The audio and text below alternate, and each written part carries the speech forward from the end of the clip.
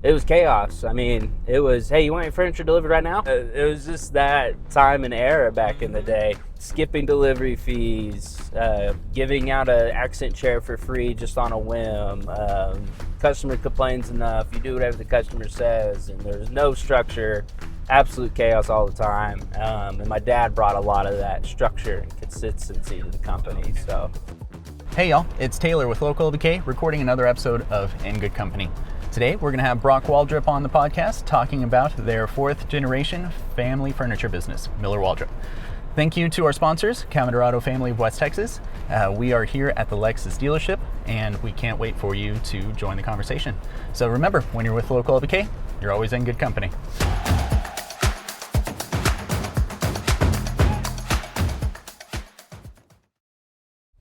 Howdy, Brock. hi, How are you today? doing good. So glad you're able to join us today. Absolutely. So welcome to In Good Company, a Local LBK podcast sponsored by the Camarado Group. We are here at the Lexus dealership driving their new Jeep. And so I've been a big fan of this car. Have you seen it before? No, this is a beautiful car. It is gorgeous. It's When a we're nice done, size. we can probably drive it around a little bit if you want to give it a check. All right.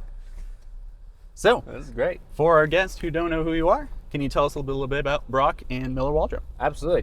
So my name is Brock Waldrop. I am part of the Waldrop family.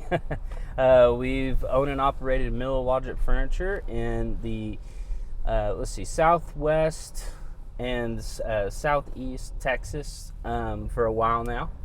And it's been a great pleasure to serve the community, and we've been doing it for quite a while now. I think we're coming up on 75 years. Oh my goodness. And I've been bounced around, done a lot of jobs at the company. I've been a salesperson, sales manager, now director of marketing and sales. And I also help in the service department. So if something goes wrong with your sofa, I'm usually the person you talk to. Just kind of all across the board, doing a lot of things, wearing a lot of hats. Oh, I believe it. That's how it goes in family business usually. Absolutely. So what's the origin story of Miller Waldrop? Yeah, no, that's great. So once upon a time, my great-great-granddaddy, Barney Waldrop, 4 generations ago, got with a guy named Alex Miller, and they got out of the military, and they decided they wanted to own their own business and do something that they'd never done before. So they got into furniture, and they were both really good at repairs, and they were both really good at selling. But Alex Miller ended up going away from the business, and then the Waldrops took over, and we bought them out. And we've actually upheld a pretty good relationship with the Miller family since then. And I haven't hung out with them in a while, but when I was a kid, I hung out with his great-grandchildren, I guess. Okay. So, some really fond memories. And they've owned some businesses here in town in Lubbock. The Jay's Creamery, they owned and operated that for a little while. I think it was called something else. But Sheridan's was Sheridan's, what it was. that's what it was. Yep. So, really have a lot of connections to Lubbock and just this area of the world. Oh my gosh. So, did it start off with the same brand? How different was it when it started? Yeah, so when it was just Miller Waldrop Furniture, the company actually expanded quite a bit. We had a store in Midland, Odessa, I think, and then we were in Carlsbad, we were in Hobbs, Levington. We were kind of spread out all over the place. And then Where was location 1? location 1 was Levington. Okay. Yeah. We had another place in Roswell. I can't remember all of them off the top of my head, but we opened and closed a lot of stores. At least my grandfather did after he took it over from Barney. Okay. And so they had several stores. They closed them down. They decided to get more local. We kind of had a quality problem, like you see in the movie The Founder. How they had that quality problem. And so we never quite figured that out, so we got it reduced, and now we're getting better at that quality issue, and it's gotten a lot better. We have a lot better staff, and really, really proud of our current staff. But before all that, it was chaos. I mean, it was, hey, you want your furniture delivered right now? And it was just that time and era back in the day. Skipping delivery fees, giving out an accent chair for free just on a whim. Customer complains enough, you do whatever the customer says, and there's no structure. Absolute chaos all the time. And my dad brought a lot of that structure and consistency to the company. Okay. So, but I'll tell you what, my grandfather, I call him Pop-Ops, or Bill Waldrop, he's probably one of the best salespeople I've ever met, man. What do they say? They could sell the shirt off your back kind of thing? Yeah, shirt off your back, yeah. Ice to an Eskimo. So, yeah, we have a really in-depth history there. So, and then what's the operation look like currently? Yeah, so right now, my dad and I are really taking on the sales department, and we're kind of forefronting that, as well as the marketing end of things. So it's good that we're over both, kind of able to communicate the marketing message with the salespeople, so they're on board with what we're putting out in the world, which is big. But and then we have a whole operations team, and they're doing great. That's ran by Dan. Did you ever meet Dan? Yeah. And he's doing great, and we have an amazing service coordinator that come on the last 2 years. Oh, love it. And he's I'm almost hands off on service nowadays, but beforehand I was very on hands, and he's really made my life a lot easier. And then my mother, Becky, she's doing all the buying for the company. She also controls all of our pricing and making sure we're as aggressive as we can be every single day, day in, day out. Trying to get the best deal for your customers? Yeah. So we don't have AI doing that. We're doing that all by hand. And it's been pretty good recipe thus far. All right. And then how many cities do y'all operate in right now? So right now we're currently in, well, kind of 4, but it's 3. So we have Lubbock, and then we have Hobbs, New Mexico. And then in Hobbs, we have our furniture store and our mattress store, Mattress First.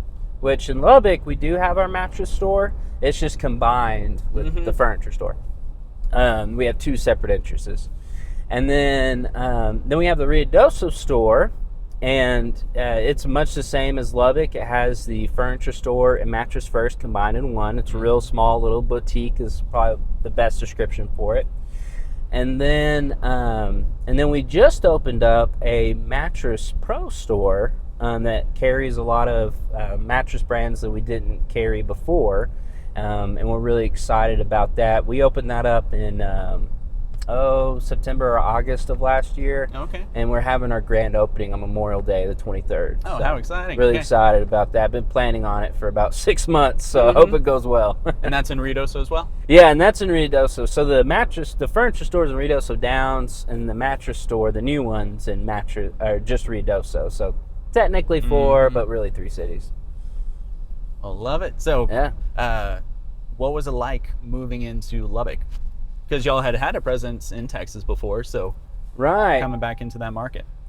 Yeah, so coming to Lubbock has been pretty great. We had a decent amount of business coming out of Lubbock, even with just our Hobbs location. And there's many times where we would come out to Lubbock to help design a house. It was very common practice for us, and we recognized that Lubbock didn't really have a niche that we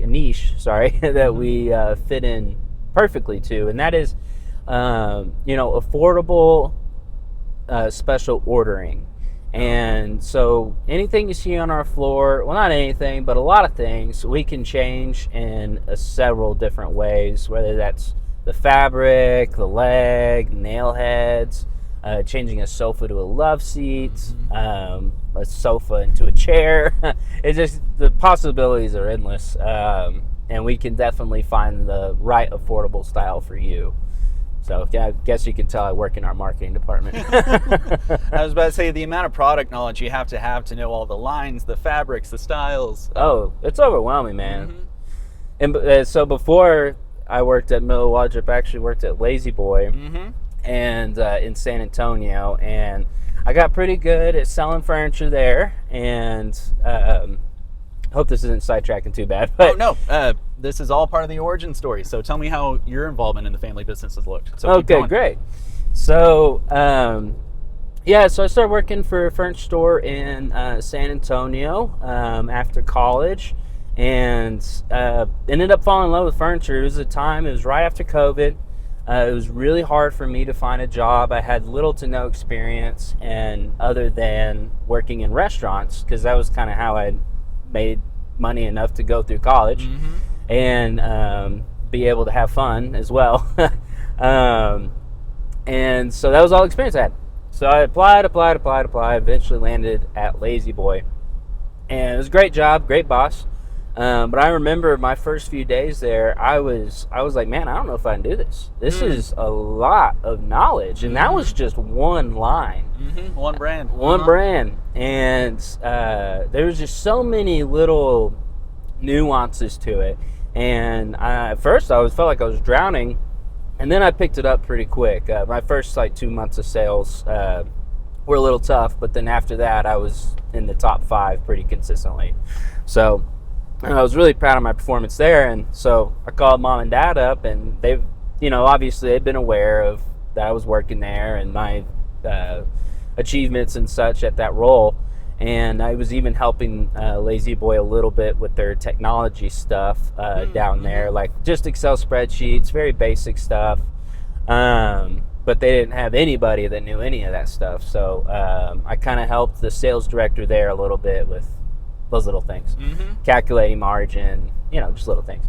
And so my parents were pretty proud, and they've graciously allowed me to come work for them, and first started as a salesperson, and moved up to marketing and special projects. And I brought in a lot of technology solutions to some modern problems that we had, and with the help of various softwares and such, and had some good people from our furniture connections that draw me to those solutions. And really that first 2 years after sales was kind of more learning the industry, fixing the little things I see that could be improved with technology, and stuff like that. And now here I am, and I just still do special projects here and there, but just not near as intense as those first few years.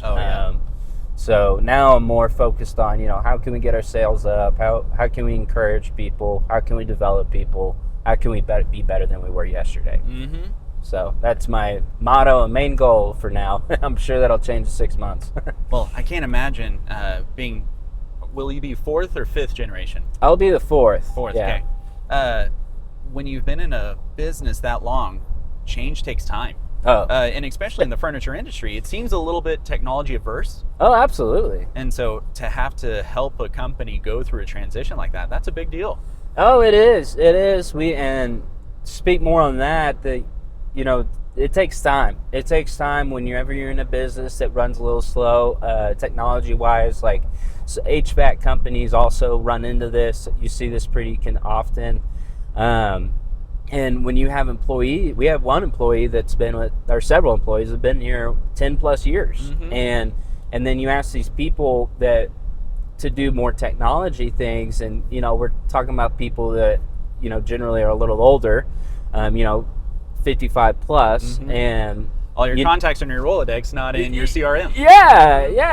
And teaching you have to teach the concept of what a CRM is, and then you have to get buy-in on using the CRM, and then you have to set up disciplinary actions, which is the last thing I like to do, but sometimes it's necessary for those that are resistant to change. And there's been several things that I've instituted or put in place that we still aren't doing near to the effect that I wanted us to be at this point in time. But continual implementation is how I see it. Yeah, it's just continuous talking and continuous improvement, and the furniture industry, as you said, it's really behind technology-wise. So it's very often that I get a call from other people all across the country that are asking me, "Hey, how did you solve this problem with this tool?" Or Hey, we heard you were doing this. Could you walk us through that? And I get those calls, I mean, at least once or twice a month. And from all over. I got a call from Hawaii the other day. That was kind of crazy. Yeah. I wasn't expecting that one. Didn't know how to answer the phone. I say, what's the term for hello in Hawaii? Not Honolulu, but it's gonna drive me nuts. I had to tip my tongue. But oh well. I was gonna say Ohana, but that's Ohana, yeah. Extension. Yeah. Ohana means family. No one gets left behind. No one gets left behind. We'll leave it at that. Well, how cool. So you get to share your knowledge and experience with other family businesses all across the nation. Yeah, and we have various performance groups that we go to. We go to about each group about twice a year. There's one group we only go once a year. And we get the opportunity to work with others all over the country. I mean, we have some people in our performance group that are from Canada, Thunder Bay, and then a few others that are from Canada. I just can never remember their names of the cities they're in. But it's really great to work with so many people from so many different perspectives and so many different areas of living. Like here, our major source of income is oil and farmers. We're probably the only one in my performance group, or in our performance groups, that have that demographic. Works in that economy. Yeah. A lot of them are medical, believe it or not. One of them lives out in Kansas City, and they have an extremely diverse income, and so it's really interesting. You know, what's going to inspire someone to buy a piece of furniture today? You know, and everyone has a different answer to that, and some people you're like, man, there's no way that works, but hey, that works in their area, just not yours. You know, so there's a lot of group wisdom there. That's really important to look out for the nuggets of gold, as one person told me once. And backtracking a little bit. Yeah. You said, called up mom and dad and said, hey, I've been giving this experience. So you had a choice. So I gave them the choice. Okay. I called them and said, them hey, an opportunity. I want to work for you guys. And they were more than ecstatic to have me on board. At the time, my sister was working for them as well. And so they thought, man, if we have both kids in here, you know, we're going to be okay. And it was a pleasure to work with my sister, but she doesn't work with the company anymore. But so going back to that first conversation. So that conversation was kind of funny because I was like, hey, I want to work for you guys. How soon can we do that? It was more of, you know, planning it out, not if they wanted me on board or not. And so sometimes people are like, oh, you just hired yourself, and then to a degree you're not wrong, but I've also added a lot of value. I didn't just come in for a paycheck. I've come in to work, come in to learn, come in to grow my skills for, you know, even if I'm not doing this for the rest of my life, at least I'll have a pretty impressive resume when I'm done. Oh, for sure. How cool. So at this point, and where we are in the loop, I like to ask, what are y'all doing to continue to learn and grow? Oh, that's great. So what does kind of the future next 5 years look like for Miller Waldrop? So I already mentioned the performance groups. We got those going on. Those have been going very, very well. Once again, you get to learn from all over the country. It's awesome.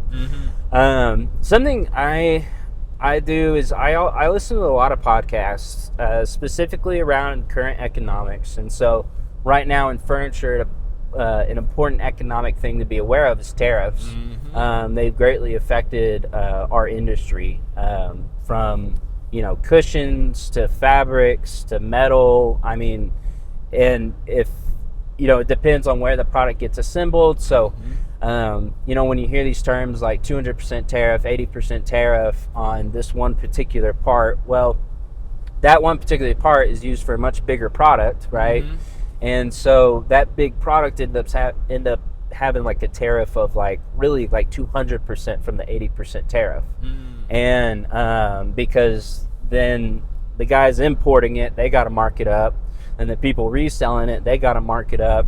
And so when you hear 80% increase, you know, you almost want to triple it or even quadruple it, and that's really what you're going to see happen to your everyday customer's wallet, essentially. And so, which is, you know, it's crazy because I was talking to Kent, the owner, the other day, my dad, telling him, he was like, you got to have these recliners starting at $299, and I was like, Dad, that doesn't exist anymore. Mm-hmm. Whereas that was pretty easy to accomplish the last 20, 30 years. Mm-hmm. And it's just a lot of change. Prices are a lot different than what I grew up with, that's for sure. I was about to say, you can't even get lunch for $10-15 anymore. So. No!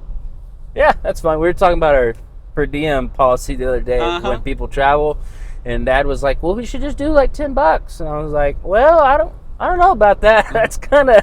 They might be getting a kids meal, but... Yeah, I mean, they might be going to the $2 menu, not even the $1 menu anymore.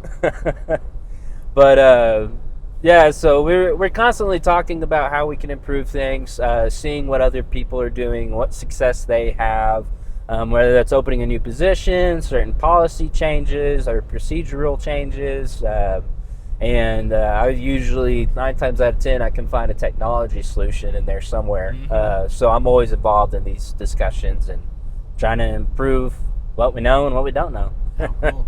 And then along with that, you were talking about market of like tariffs and government policy, things like that. What about in the industry? What changes are you seeing there? Yeah, so we're seeing a lot of manufacturers attempting to come to the U.S. For to lower their costs and their prices.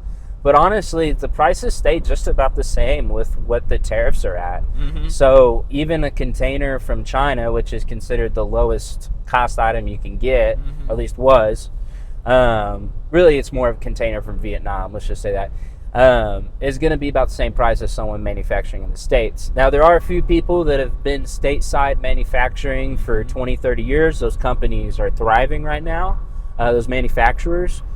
And there are several pockets of furniture stores like us doing pretty well as well. It just kind of depends where you're at and what your economy is in your area, more or less. But, yeah, it's kind of really interesting in the furniture world. A lot of people are either staying steady with sales the last 4 years, maybe more like 3. And then others are having a little bit of an increase, and others are having such a downfall that they're closing. I mean, I'm getting emails every week or two of, mom and pop shop after 80 years, 100 years, closed down. Oh my goodness. And it's every week almost. This economy right now is very volatile for furniture industry, especially if you're in the resale part of it. But if you make smart decisions and you're wise and you wait it out, then it'll be okay. But right now, a lot of people are just kind of waiting out these next 2 years to kind of see, what changes in U.S. politics, and perhaps these tariffs will go away, perhaps they won't, before anybody starts making permanent decisions about moving manufacturing to the States. But like I said, the prices are going to be where they're at regardless. Yeah, I was about to say, even if they move them back, they're not going to drop the savings, very likely. So, they're just going to recoup that another way. Well, the furniture industry specifically, I feel, went through the ringer post-COVID. They all saw a spike in sales. Everyone was home, everyone was remodeling, everyone was redecorating. And then from there, hit all those supply chain issues of not being able to get product in. And then after that, now we're in kind of that tariff season. So how have y'all adapted and been able to deal with all that? So COVID was awesome. Oh my gosh. The most amount of sales we've ever had as a company. And I think almost everybody in the furniture industry can say that. But the aftermath has been terrible. Because so you have all these wonderful sales. And then if the manufacturer, all of a sudden, they aren't able to produce your purchase order because they don't have their supplies, because everyone's burning through furniture orders. So what ends up happening is everything calms down, and then all of a sudden we have all these supplies again, and then boom, you all of a sudden have a year's worth of orders that you have to pay for next week. And then you have occupancy issues. Our warehouse filling or warehouse space issues, because then you just cut a year's worth of inventory in one day from one manufacturer, and it can really put a strain on your operations, because then think about getting a truck ready and you got to unbox all this stuff and throw away all this trash, but then you have no space to do it because you have all this inventory. And then you got to put it on the truck, and then by the time you do all that, I mean, you've spent 2 or 3 more hours than you really should have. And so that really caused the strain, and a lot of overtime and things like that. But once again, if if you're just really watching your P&L and you're staying on top of things, staying on top of your management in particular, you're going to be okay. So, and a lot of companies that are surviving, that have been around for these 90, 100 years, they're surviving, but a lot of them are retiring, like I said earlier, because they're like, I don't want to do this crap anymore. And I don't have a kid to take this on. I don't have a lower level employee that really wants to take on this business and make it thrive. And those stories are far and few between, unfortunately. I was about to say, retail is a hard enough business on its own. Yeah. So to be able to get to operating that long, and then from there, the transition plan of how do you pass it on? Yeah. How do you handle the next level of leadership? Yeah, and it's like you said, it's a really tough business, and when you're in your 60s and 70s, there's a lot of pride in keeping the business going, but you're in your 60s and 70s, you want to retire, you want to relax, and last thing you want to be dealing with is 18-year-olds in your warehouse, giving you lip over doing something. It's just kind of the way it goes. So, I mean, I don't blame them at all. I would retire too if I could. I'd retire right now if I could. Right. So, next part is, what do you hope your role continues to be in the company? What do you see for yourself? Yeah. So I recently got a promotion to sales director and marketing director. It's been wonderful. With marketing, I was able to provide a substantial increase in the amount of people walking into our doors. That's my main metric that I look at. Of course, you have, cost per acquisition, all that stuff, and that's more office work, but the one I really care about is how many people come in the door. So I was able to increase that by about 20%, maybe a hair underneath that, for last year. So from 2024 to 2025. That's awesome. And I was very proud of that. It was some changes that I've been wanting to make in our marketing for a while. And, my dad, he's on the older side of things, and so he's more used to broadcast and stuff like that. Whereas I really wanted to bring in streaming, like your Hulus and stuff like that. And it took me a while to convince him, but as soon as we got it convinced, and then we got all of our Google ads going out, I was able to accomplish that 20%. So I'm really proud of that. So going forward, I just recently got not control, but I've had the availability to lead our sales department. Okay. And I'm really hoping to do something similar there. Thus far, I've made some changes that have worked pretty good. I still got a lot that we're waiting to see how they end up. But all that comes with time, and I'm a pretty persistent guy, so I'm hoping I'm able to get that raised in sales and keep the business thriving. I was about to say, all those sales members, they run on commission, so they probably want to see it too. Yeah. And that's my thing is being in this position, it's really important to get those that are directly under you just on your team and ready and excited every morning to go out and accomplish the vision that you set place, or the vision that our boss has set in place.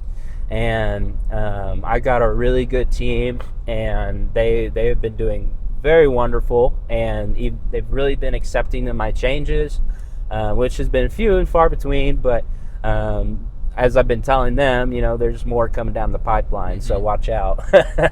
But when they can see, like, hey, it's working, I imagine it makes their willingness a whole lot more. So Absolutely. Let's just hope it works. Because if you stop experimenting, you're not going to keep learning. Yeah. And that's also the thing is I'm telling them, there's some things we're going to experiment on, but if it's not working, we'll change it next month. And I've been a man of my word on that, and I think that really helps if you're trying to get somebody on your team, is to be a man or woman of your word, and do what you say you're going to do, and the rest will follow, in my opinion. But that's just me.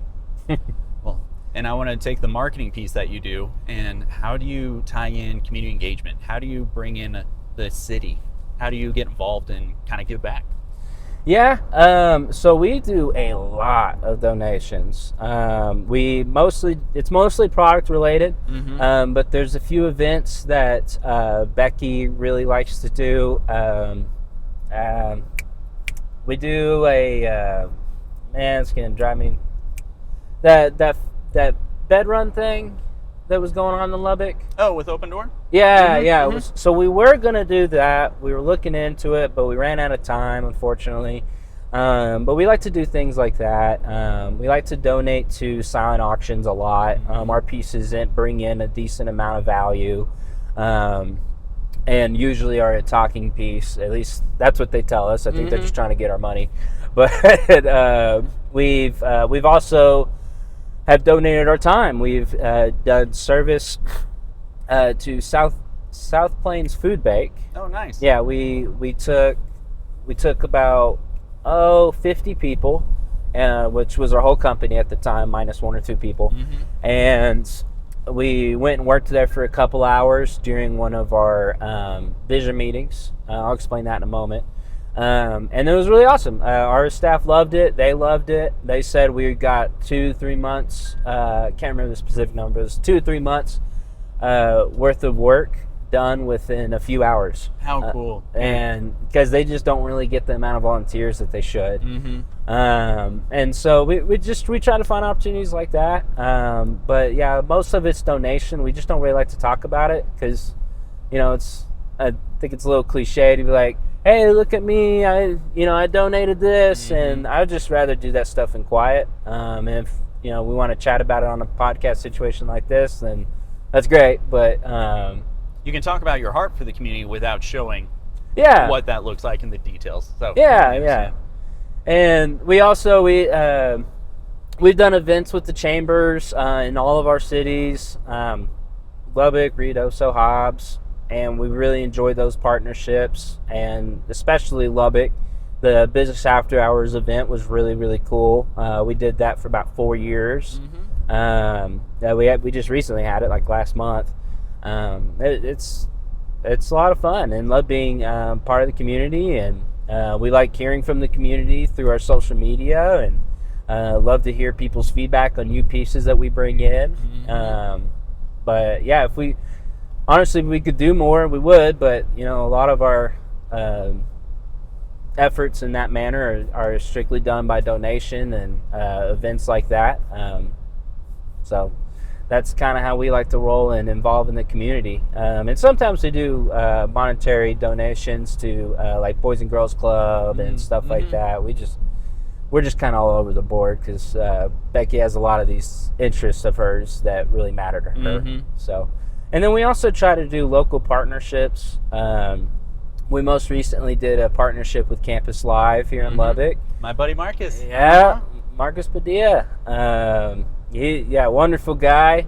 And we've really enjoyed that partnership. And now we're going on to look for other local partnerships. And we did a little one in Hobbs. Like, we like to do the basketball shirts, do the logos on the back.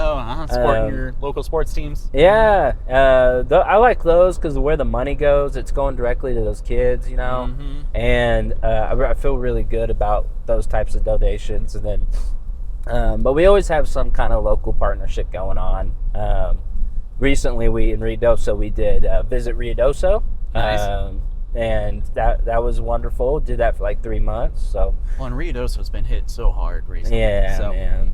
Anything to help that community keep going. Absolutely. After the racetracks got shut down, that was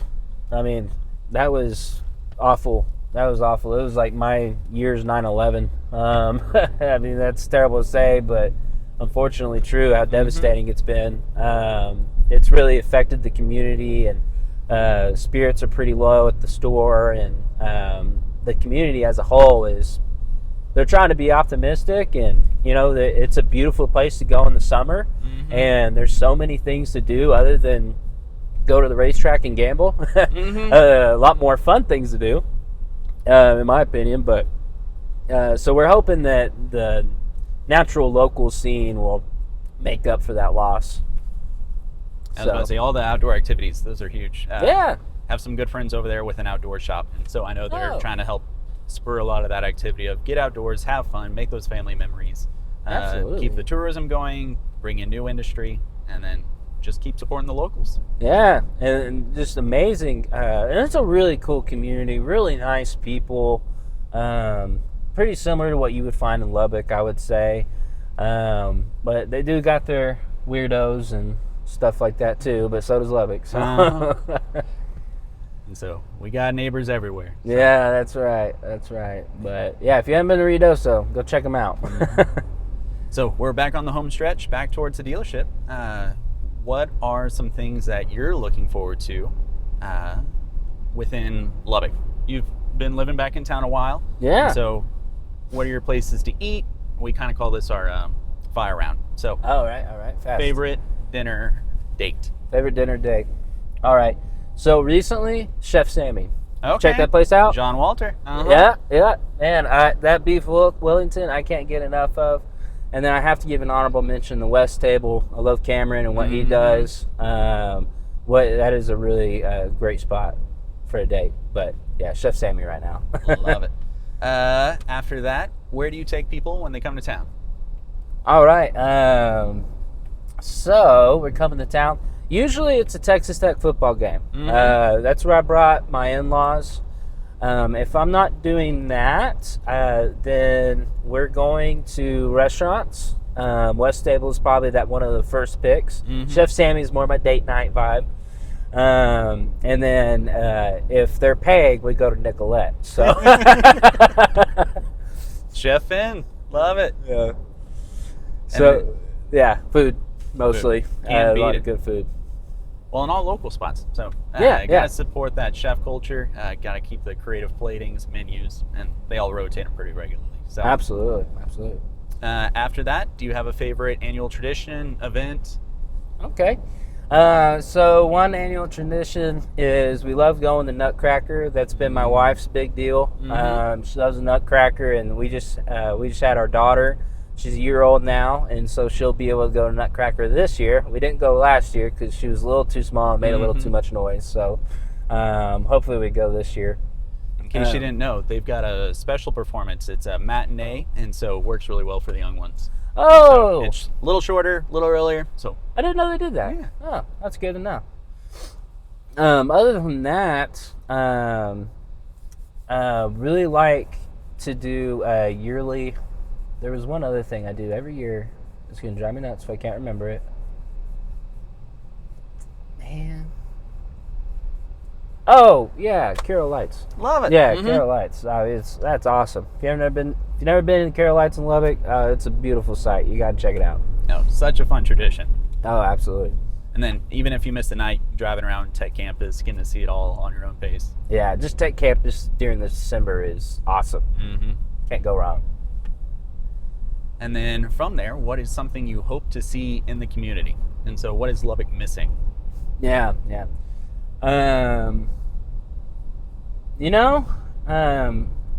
Lubbock has a lot of really good family-friendly spots, and I really do enjoy that about Lubbock. Really good family atmosphere. But when you're by yourself and you don't have a family, there's not a whole lot to do here. I mean, you have you got drinking, which we all partake. Got the Broadway Shuffle. You got the Broadway Shuffle, but you can't do that every night. And so I would love to see something for our young adults, which I guess I'm still in that category. Those that are single, more things to do, like business events. I know. Have you heard of Fiesta down in San Antonio? Tell me about it. So Fiesta is a really cool time period in San Antonio. It's this month. It's in April. It's a month long, and all these events have a certain part of Fiesta. And not every business, but most businesses have these little medals that you can collect. Okay. And during their free events, and they'll give out, free koozies, free beer, snack, and you can collect all of them. And some people have all the medals that have ever been. It's really cool. And then there's also kind of like a prom thing going on. There's a queen of Fiesta, and a king of Fiesta. There's a certain name for it. I'm not going to even try to attempt it because I'm going to get it wrong. But that's also a really cool event. These girls are wearing these elaborate dresses. There's a whole museum in San Antonio during Fiesta time that completely guts their pieces and does nothing but the Fiesta dresses. Wow. Okay. And these dresses, they have like a back cape, I guess is what you call it, that goes back 10, 12 feet back from their heels. So really, really crazy, elaborate dresses. I just really think that's a really cool local thing to do, and it gets you out in front of people you wouldn't normally talk to. And I think Lubbock has a great opportunity to do something like that with the quirkiness of our town. And I just think it'd be cool if we could institute something like that. Love it. And then now that we're almost back to the dealership, how can people stay in touch with you and get involved with Miller Waldrop? Yeah, absolutely. So we're really active on social media. Our Instagram and Facebook are probably our largest, but we also have a TikTok. Our TikTok's where we post more fun stuff. We'd love for you to see it and get to know our salespeople a little better, and our wonderful social media coordinator, Tammy. She's great and just does some really goofy stuff. But if you can't get a hold of us there, you can always message us on the website or just stop in one of our stores and say hi. So we'd love to see you. Love it. And where can they find you?